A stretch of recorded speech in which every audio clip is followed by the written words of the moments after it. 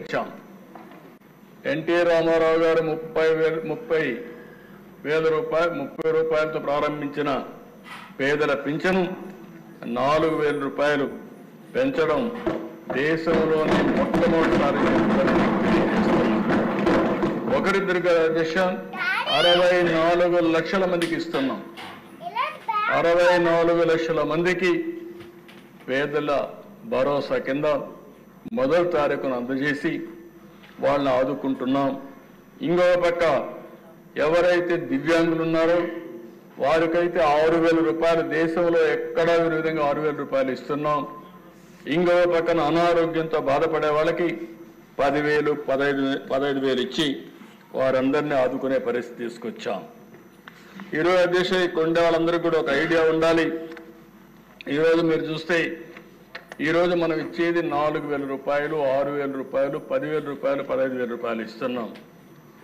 మన తర్వాత ఇచ్చేవాళ్ళు దేశంలో చాలా సంపన్న రాష్ట్రాలు ఉన్నాయి, ఆదాయం ఎక్కువ వచ్చే రాష్ట్రాలు ఉన్నాయి. ఈరోజు మహారాష్ట్ర ఉంది, లేకపోతే తమిళనాడు ఉంది, కర్ణాటక ఉంది. విభజన తర్వాత మనకంటే తెలంగాణ కూడా ఆదాయం ఎక్కువ వస్తుంది. మీరు చూస్తే అధ్యక్ష మనం 4,000 ఇస్తే హర్యానా 2,500, ఆ తర్వాత మూడోది మనం చూస్తే తెలంగాణ 2,016, కర్ణాటక 64,600, 65 సంవత్సరాలు పైబడితే 1,200. ఇంకో పక్కన దేశ తమిళనాడులో 1,200. మనం ఇచ్చేది 4,000, 6,000, 10,000, 15,000 ఇస్తే వాళ్ళు ఇచ్చేది 1,200. ఉత్తరప్రదేశ్ 1,000 రూపాయలు, మహారాష్ట్ర 600, గుజరాత్ అక్కడ చూస్తే 60 నుంచి 79 రూపాయలు, 60 నుంచి 79 వయసు వరకు 750, 80 సంవత్సరాలు పైబడితే 1,000 రూపాయలు ఇస్తున్నారు.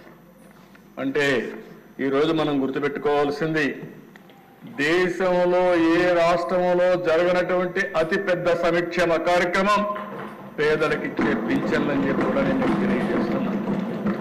33,000 కోట్ల రూపాయలు ఇస్తున్నాం, మొదటి తారీఖుని ఇస్తున్నాం. అవసరాన్ని బట్టి, వాళ్ళ ఆర్థిక పరిస్థితులను బట్టి, వాళ్ళకుండే సమస్యలను బట్టి మానవతా దృక్పథంతో ఈ యొక్క పెన్షన్లు ఇస్తున్నామని చెప్పి కూడా నేను మీకు తెలియజేసుకుంటున్నాను. రెండవ కార్యక్రమం అధ్యక్ష పేదల కోసం ఇప్పటికే 198 చోట్ల అన్నా క్యాంటీన్